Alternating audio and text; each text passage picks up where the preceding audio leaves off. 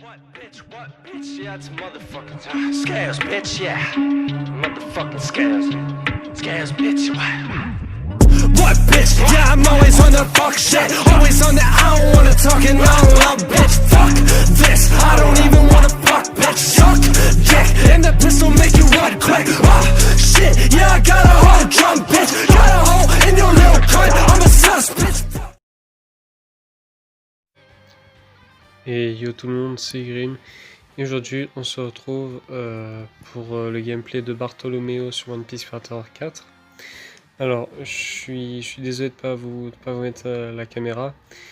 Je le fais tout simplement parce qu'en fait, j'ai pas une tête présentable. Et clairement, je vous le dis, je suis pas dans mon assiette en fait. En gros, pour ceux qui seraient peut-être au courant de ce qui s'est passé, en fait, je me suis blessé au dos et en fait, j'enregistre cette vidéo le matin où ça se fait, donc en fait je peux juste pas en fait bouger de mon lit.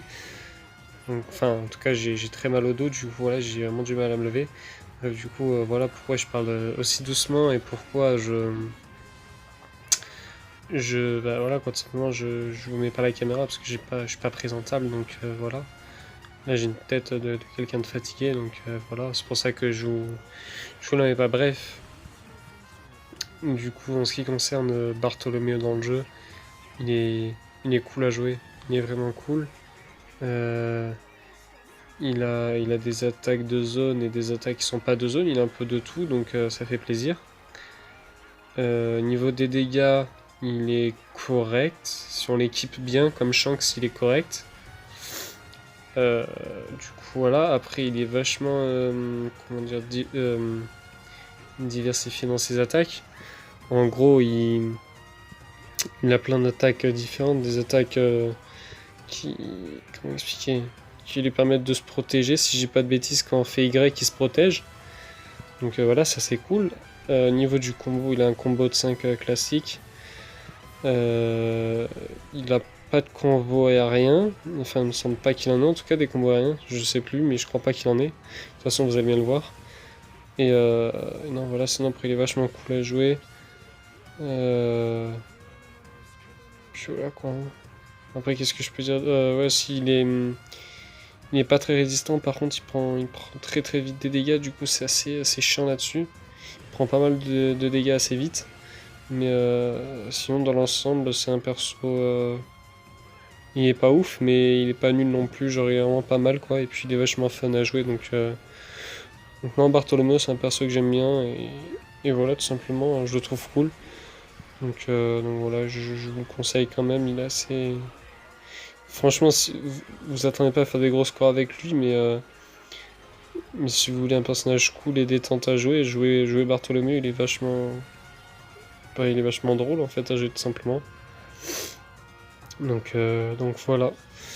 Moi je pense que du coup je vais vous laisser là-dessus, j'ai pas grand chose d'autre à vous dire sur le personnage, de toute façon je vous ai dit tout ce qui était, comment dirais-je, primordial. Un peu comme tous les autres personnages en fait. Donc du coup voilà. Ah ouais putain, cette attaque que je suis en train de faire sur l'écran là, elle est incroyable. Elle est incroyable cette attaque. Hein. Dans l'animé, quand on l'a vu celle-là, aïe aïe, petite signature de Luffy.